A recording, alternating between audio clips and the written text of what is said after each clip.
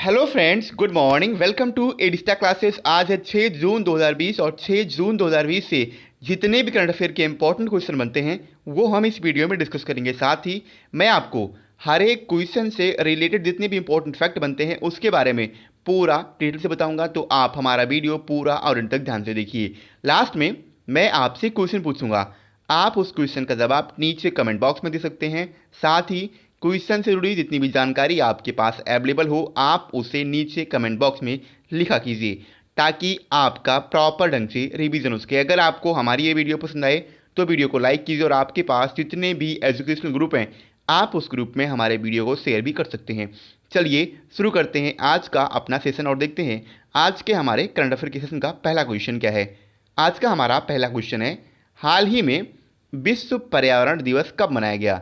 विश्व पर्यावरण दिवस ये प्रत्येक वर्ष 5 जून को मनाया जाता है, यानी इस क्वेश्चन का ऑप्शन बी सही है, 5 जून।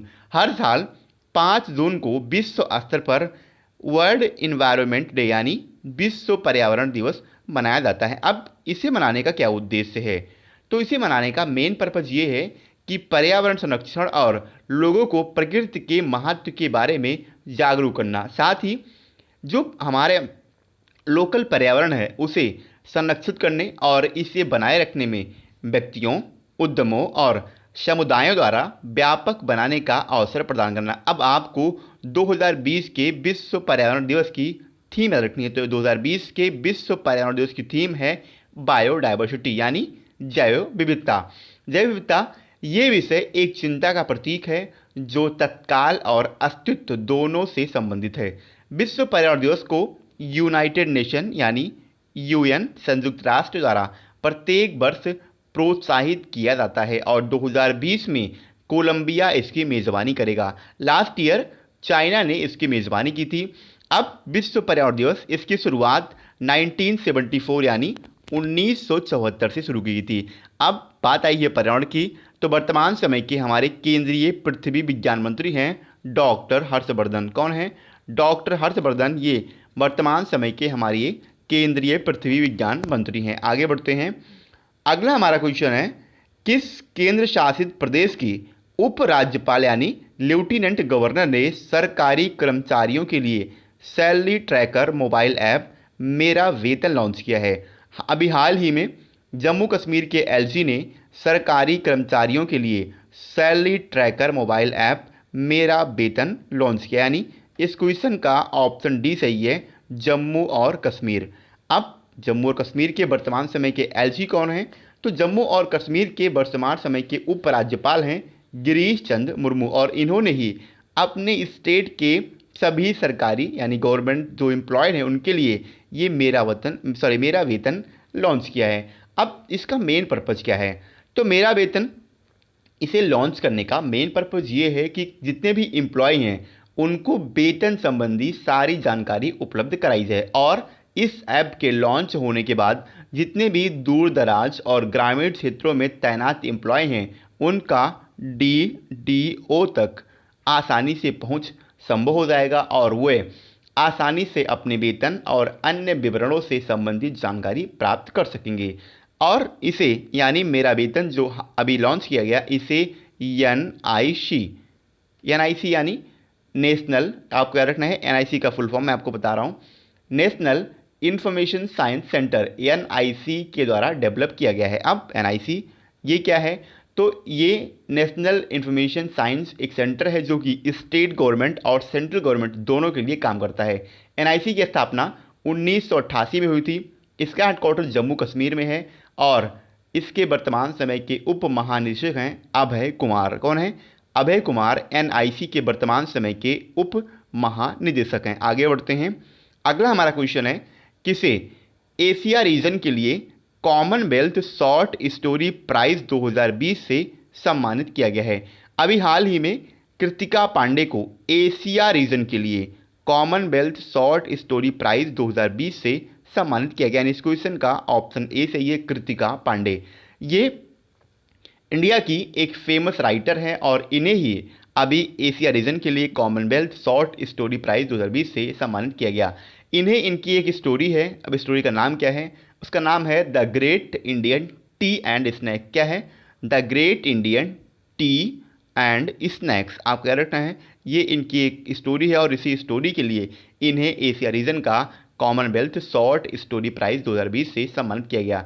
इसके अलावा 4 अन्य लोगों को भी ये अवार्ड प्रदान किया गया है। और आपको याद रखना है ये जो कॉमनवेल्थ शॉर्ट स्टोरी प्राइज़ है ये 5 रीजन के लिए, दुनिया भर में 5 रीजन है और 500 रीजन के लिए इसे प्रदान किया जाता है। अब ये 5 रीजन कौन कौन से हैं और किस किस को ये प्रदान किया गया उनके बारे में मैं आपको अब बताऊंगा।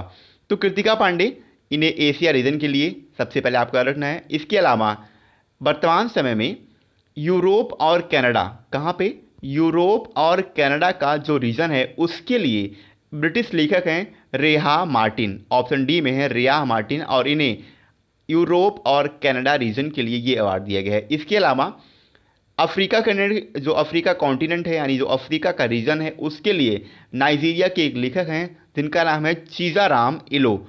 चीज़ाराम इलो को अफ्रीका का जो रीजन है उसके लिए ये अवार्ड प्रदान किया गया है। इसके अलावा जमैका के एक लेखक हैं वायरस एस हीप, देखिए ऑप्शन सी में है वायरन एस हीप, इन्हें कैरेबियन जो रीजन है उसके लिए ये अवार्ड प्रदान किया गया। और इसके अलावा एक और है पैसिफिक रीजन के लिए, किसी पैसिफिक रीजन के लिए आपको रखना है पैसिफिक जो हमारा वर्तमान समय का रीजन है उसके लिए एक अवार्ड पुरस्कार अभी प्रदान किया गया। और ये किसे दिया गया है, ऑस्ट्रेलिया के एक राइटर हैं एड्रिया ई मैकलॉड। क्या नाम है, एड्रिया ई मैकलॉड। इन्हें पैसिफिक रीजन के लिए ये अवार्ड प्रदान किया गया, यानी 5 लोगों को ये कॉमनवेल्थ शॉर्ट स्टोरी प्राइज 2020 से सम्मानित किया गया। अब आपको याद रखना है इस पुरस्कार में 2500 पाउंड, 2500 पाउंड यानी इंडिया की करेंसी होगी 2.4 लाख, 2.4 लाख, इतना ये इंडिया की करेंसी 2.4 लाख यानी 2500 पाउंड इसमें प्रदान किया जाता है। आगे बढ़ते हैं, अगला हमारा क्वेश्चन है, हाल ही में अनवर सागर का निधन हुआ वो कौन थे। अनवर सागर, इनका अभी हाल ही में निधन हो गया और ये एक प्रतिष्ठित गीतकार थे, यानी इस क्वेश्चन का ऑप्शन सी सही है, गीतकार। इसके अलावा गीतकार होने के साथ साथ ये Indian performing right society limited के मेंबर भी थे, आपको याद रखना। और इनकी हाल ही में डेथ हो गया, इसलिए ये इंपॉर्टेंट है। आगे बढ़ते हैं, अगला हमारा क्वेश्चन है, किसने नगर वन नामक कार्यक्रम का शुभारंभ किया है। अभी हाल ही में भारत सरकार ने यानी इंडियन गवर्नमेंट के द्वारा नगर वन नामक कार्यक्रम का शुभारंभ किया गया, यानी इस क्वेश्चन का ऑप्शन डी सही है, भारत सरकार। इंडियन गवर्नमेंट ने शहरी क्षेत्रों में वन आवरण बढ़ाने के लक्ष्य से इस नगर वन कार्यक्रम की शुरुआत की है और ये कार्यक्रम देश भर के 200 निगमों और शहरों के साथ स्टार्ट किया गया है। कार्यक्रम के शुभारंभ के दौरान, जब ये कार्यक्रम शुरू किया गया उसके शुभारंभ के दौरान वर्तमान समय के केंद्रीय पर्यावरण मंत्री हैं प्रकाश जावड़ेकर। इन्होंने लोगों से अपने क्षेत्रों में सक्रिय रूप से भागीदारी लेने और वृक्षों के आवरण को बढ़ाने का आग्रह भी किया है। और ये 5 जून यानी विश्व पर्यावरण दिवस के दिन इसे शुरू किया गया नगर वन को, आपको याद रखना है। यानी कल जिस डेट पे मैंने वीडियो रिकॉर्ड की है उस डेट में, यानी कल की डेट में विश्व पर्यावरण दिवस मनाया गया और इसी दिन इसे नगर वन जो कार्यक्रम है इसे लॉन्च किया गया है। इसका मेन पर्पज़ ये है कि अगले आने वाले 5 वर्षों में पूरे भारत में 200 शहरी वन विकसित करना, ये इस नगर वन कार्यक्रम का मेन पर्पज़ है। अगला हमारा क्वेश्चन है, किस बैंक ने मोबाइल पर चालू खाता खोलने की सुविधा की शुरुआत की है। अभी हाल ही में इंडसइंड बैंक ने मोबाइल पर चालू खाता खोलने की सुविधा की शुरुआत की, यानी इस क्वेश्चन का ऑप्शन बी सही है, इंडसइंड बैंक। यहाँ कुछ ही घंटों में ग्राहक पेपरलेस तरीके से चालू बैंक अकाउंट खोलने में सक्षम होंगे और ऐसा करने वाला इंडसइंड बैंक ये भारत का पहला बैंक बन गया है। अब बात आई है इंडसइंड की, तो इसका हेडक्वार्टर मुंबई में है।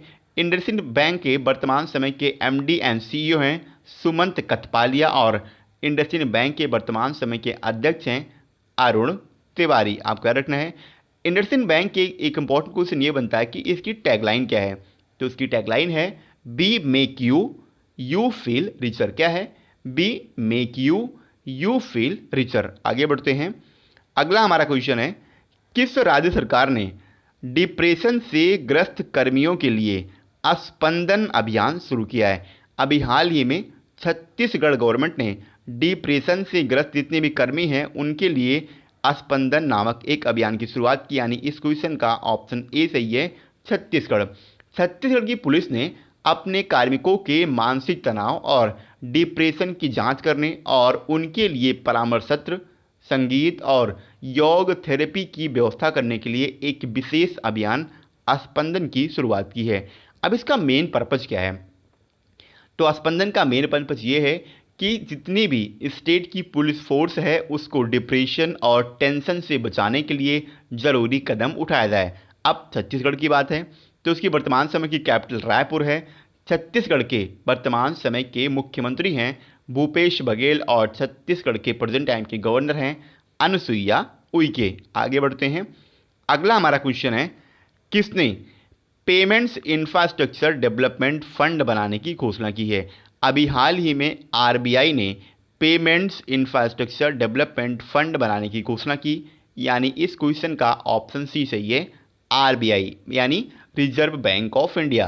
रिजर्व बैंक ऑफ इंडिया द्वारा पेमेंट्स इंफ्रास्ट्रक्चर डेवलपमेंट फंड यानी पीआईडीएफ यानी पेमेंट्स इंफ्रास्ट्रक्चर डेवलपमेंट फंड, इसे बनाने का गठन किया गया। आरबीआई ने अधिग्राहकों को टायर 3 से टायर 6 केंद्रों और पूर्वोत्तर राज्यों में पॉइंट ऑफ सेल इंफ्रास्ट्रक्चर स्थापित करने को प्रोत्साहित करने के लिए इस पीआईडीएफ की स्थापना करने की घोषणा की है।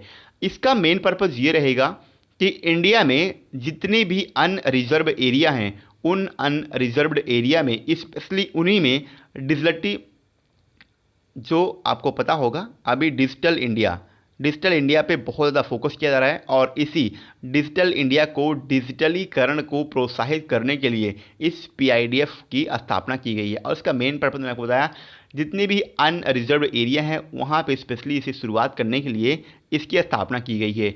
इसके साथ ही आपको रखना है आरबीआई 250 करोड़ रुपए प्राइमरी कंट्रीब्यूशन की करेगा, यानी प्राथमिक योगदान 250 करोड़ रुपए का होगा इसमें आरबीआई के द्वारा। अब आरबीआई की बात है तो आरबीआई यानी रिजर्व बैंक ऑफ इंडिया, इसकी स्थापना 1 अप्रैल 1935 को हुई थी। इसका हेडक्वार्टर मुंबई में है और आरबीआई के वर्तमान समय के गवर्नर हैं शक्तिकांत दास, और शक्तिकांत दास आरबीआई के 25वें नंबर के गवर्नर हैं। देखते हैं हमारा कल का क्वेश्चन क्या था। हमारा कल का क्वेश्चन था, मैंने आपसे कल क्वेश्चन किया था, हाल ही में विश्व साइकिल दिवस कब मनाया गया? क्वेश्चन का ऑप्शन डी सही था, 3 मई को दुनिया भर में विश्व साइकिल दिवस मनाया था, यानी इस क्वेश्चन का ऑप्शन डी सही था और लगभग सही बच्चों ने इसका सही आंसर दिया। मैं आपसे एक बार फिर कहता हूँ, आपको क्वेश्चन के बारे में जितनी भी जानकारी पता है आप उससे नीचे कमेंट बॉक्स में लिखा कीजिए। आज का हमारा क्वेश्चन है, किस मंत्रालय ने 1 year of Modi 2.0 E booklet का विमोचन किया है? क्वेश्चन के 4 ऑप्शन हैं, गृह मंत्रालय, सूचना मंत्रालय, कृषि मंत्रालय और रक्षा मंत्रालय। एक बार मैं आपसे फिर कहता हूं, आपको क्वेश्चन के बारे में जितनी भी जानकारी पता है आप उसे नीचे कमेंट बॉक्स में लिखा कीजिए ताकि आपका प्रॉपर ढंग से रिवीजन उसके। अगर आपको हमारी ये वीडियो पसंद आए तो वीडियो को लाइक कीजिए और आपके पास जितने भी एजुकेशनल ग्रुप हैं आप उस ग्रुप में हमारे वीडियो को शेयर भी कर सकते हैं। दोस्तों आज के लिए इतना ही। जय हिंद।